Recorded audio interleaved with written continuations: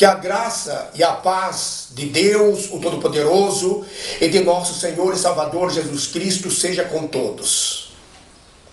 Queridos irmãos e amigos, falando de Jesus, o Cristo, o apóstolo Paulo, na carta aos Colossenses, capítulo 1, versículo 15, escreveu: Este é a imagem de Deus invisível, o primogênito de toda a criação.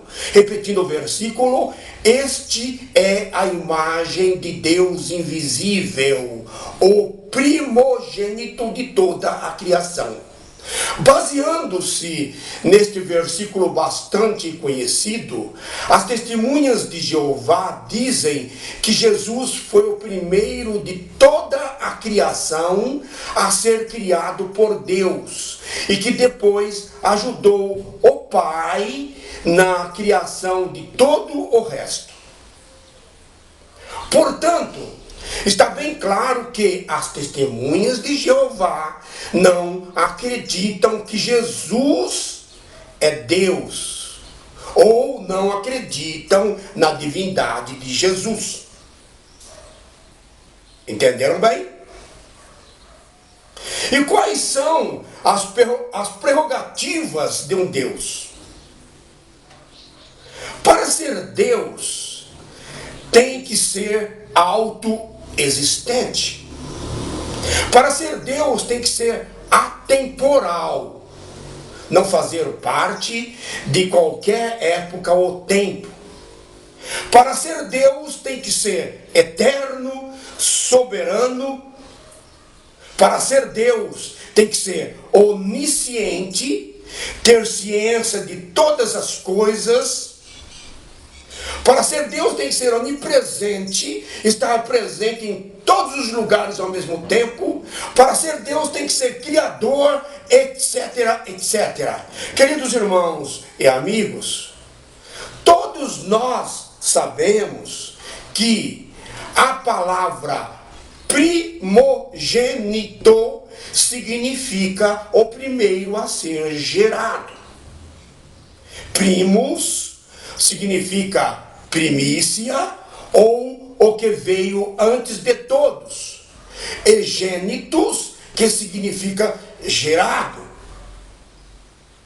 Mas nós podemos notar claramente nas Escrituras Sagradas que não é sempre que a palavra primogênito aparece com o sentido de primeiro a ser gerado. Vou repetir. Nós notamos claramente nas Escrituras Sagradas que não é sempre que a palavra primogênito aparece com o significado de o primeiro a ser gerado. A palavra primogênito é usada na Bíblia para mostrar uma posição de honra e privilégio que alguém recebeu. É outro significado da palavra primogênito. Vejamos rapidamente alguns exemplos. No livro de Êxodo, capítulo 4, versículo 22, Deus chamou Israel de primogênito entre os povos, primogênito entre as nações. Eu pergunto, a nação de Israel foi a primeira a ser criada? Não. Naquela época já existiam nações que foram criadas muito antes. Portanto, primogênito aqui não quer dizer o primeiro que foi criado, ou o primeiro que existiu. Deus está dizendo que Israel foi colocado numa posição de honra, acima de todos os povos. Em Hebreus capítulo 12, versículo 23, todos os filhos de Deus são chamados de primogênito, porque Deus os colocou numa posição de honra. Na carta do apóstolo Paulo aos Colossenses, capítulo 1, versículo 18, Jesus é chamado de primogênito de entre os mortos. Eu pergunto, Jesus foi o primeiro a ressuscitar de entre os mortos? É claro que não. Enfim, Jesus é o primogênito de toda a criação, porque Deus, o Pai, o colocou numa posição de honra, de primazia, acima de todas as criaturas. Queridos irmãos e amigos, as testemunhas de Jeová, com aquela ânsia de provar que Jesus não é Deus, achando que isso é possível, fazem outra colocação que é importante comentarmos. Prestem bem atenção no que eu vou lhes dizer. Todos nós sabemos que ao traduzir uma palavra, principalmente em relação à língua grega, precisamos prestar muita atenção nos diversos significados que essa palavra tem e qual é o mais certo ou correto. Porque uma palavra colocada de uma maneira incorreta pode mudar todo o sentido de uma frase e até de uma história. Por exemplo, a palavra grega peirasmos significa tentação e provação. Nós temos que saber usá-la. Como? Se vem de Deus é provação. Se vem de Deus é provação, peirasmos. Se vem do diabo é tentação, peirasmos. Outro exemplo, a palavra grega proeskinel, que segundo os melhores dicionários, como o dicionário de Joseph Strong, o dicionário grego do Novo Testamento de Abbott Smith, o dicionário grego-inglês do Novo Testamento, o dicionário expositivo de palavras do Novo Testamento de Vini e outros, significa proeskinel significa cair de joelhos e tocar o chão com a testa, como uma expressão de profunda reverência. Outro significado da palavra proeskinel: prostrar-se diante de alguém, fazer reverência a. Outro significado da palavra proskinel, prestar homenagem, adorar. Outro significado da palavra proskinel, beijar, como um cão que lambe a mão do seu dono. Como acabei de dizer, nós temos que usá-la de acordo com o contexto. Ela tem diversos significados. Essa palavra grega, proskinel, aparece em vários versículos da Bíblia. Aparece em Mateus capítulo 2, versículo 11, aparece em Mateus capítulo 8, versículo 2, Mateus 9, versículo 18, Mateus 14, versículo 33, Mateus 28, versículo 9, Marcos capítulo 5, versículo 6, Marcos capítulo 15, versículo 19, Lucas capítulo 24, versículo 52, João capítulo 9, versículo 38, Hebreus capítulo 1, versículo 6, e em vários outros versículos. Nós notamos claramente que essa palavra grega, prosknel, é usada na Bíblia Novo Mundo, Bíblia editada pelos testemunhas de Jeová, de uma maneira errada, distorcendo o texto original para não reconhecer Jesus, o Cristo, como um ser divino e digno de ser adorado e glorificado. Exemplo, no livro de Mateus, capítulo 2, versículo 11. Mateus capítulo 2, versículo 11. Versão João Ferreira de Almeida, diz o seguinte: os três reis magos falando, onde está aquele que é nascido rei dos judeus? Porque vimos a sua estrela no oriente e viemos adorá-lo. Versão João Ferreira de Almeida. A versão Novo Mundo, editada pelas Testemunhas de Jeová, a edição Ave Maria da CNBB, edição Pastoral, Bíblia de Jerusalém, dizem, onde está aquele que é nascido rei dos judeus?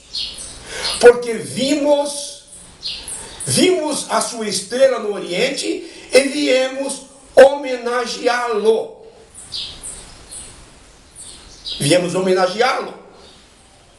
Ora, prestar homenagem é completamente diferente de adorar. As Testemunhas de Jeová dizem que essa palavra era usada para atos de reverência perante reis e às vezes como uma forma humilde de pedir algo a alguém. Eles estão redondamente enganados. Ao analisar o capítulo 2, versículo 11 de Mateus, versículo que acabamos de citar, muitos esquecem de que, prestem muita atenção, que os três reis magos eram sábios e estudiosos do Oriente, adeptos de Zoroastro, ordem religiosa que nasceu lá na Medo-Pérsia 3.000 anos antes de Jesus. Não foi por acaso que os três reis magos seguiram a estrela.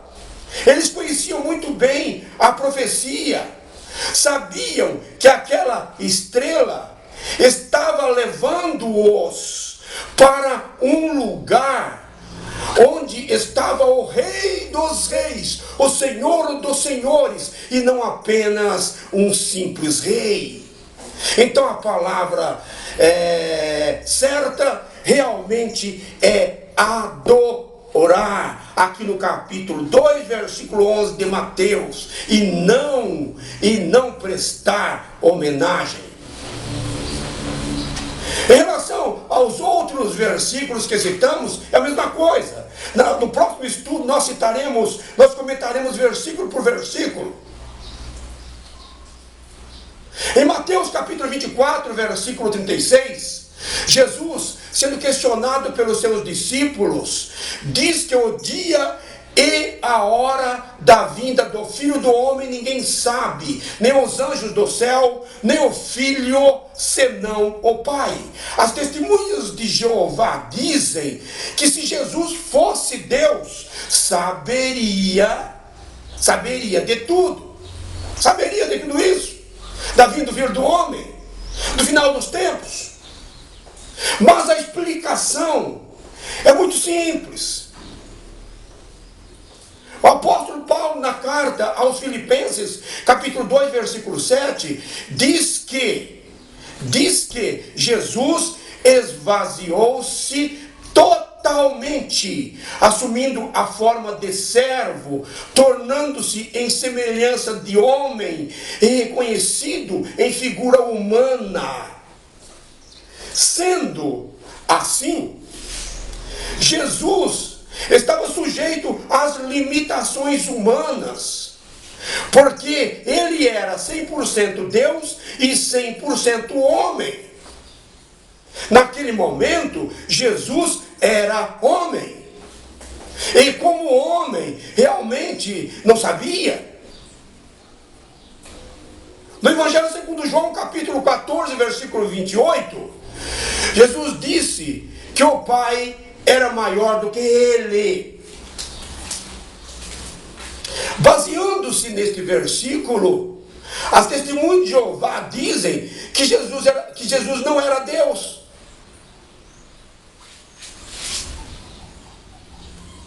Jesus deixou bem claro que era menor que o Pai. A resposta para esta questão é a mesma que acabei de dar. Jesus, como humano, era realmente menor do que Deus. Mas quando voltasse para junto do Pai, seria glorificado com a mesma glória que teve junto do Pai antes que houvesse mundo. É exatamente o que Jesus disse em sua oração sacerdotal, que está registrada lá em João capítulo 17, versículo 4. Outro versículo que as testemunhas de Jeová fazem confusão é o que está registrado na carta de Paulo aos Filipenses, capítulo 2, versículo 6. Paulo disse que Jesus, subsistindo em forma de Deus, não teve por usurpação ser igual a Deus. O apóstolo Paulo está dizendo que Jesus, sendo Deus, não se considerou igual a Deus. Isso chama-se humildade divina. Lá no capítulo 14 do livro do profeta Isaías, a Bíblia diz que Satanás, Lúcifer, diabo, encardido, como queiram chamá-lo, sendo criado por Deus, ele foi criado por Deus, ele é criatura, quis usurpar o lugar de Deus. Mas com Jesus, o Cristo, não aconteceu isso. Por quê? Porque Jesus é igual a Deus. Jesus é Deus. Não havia necessidade de usurpar, de tomar absolutamente nada. O nosso estudo sobre a divindade de Jesus continua. E nós falaremos também sobre a Trindade. As testemunhas de Jeová não acreditam em Deus Pai, Deus Filho e Deus Espírito Santo. Nós falaremos sobre a doação de sangue e muito mais. Que Deus Todo-Poderoso derrame ricas e copiosas bênçãos sobre todos. Amém.